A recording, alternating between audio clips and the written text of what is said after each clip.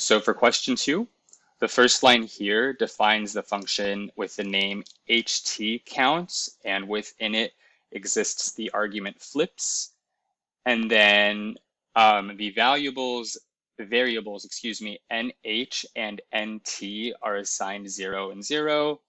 And then I use a for statement to pull values from the list toss results and conditionals so that for every r that is h, the sum accumulator for nh goes up by 1, and that for every r that is t, the sum accumulator nt goes up by 1.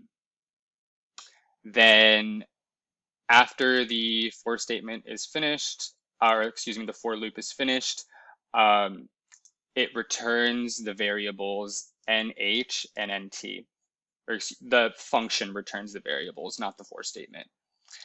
And then the variables nh and nt are assigned the output of the function htCounts evaluated at flips, and the variable flips is assigned the output of the function flipCoin evaluated at 5.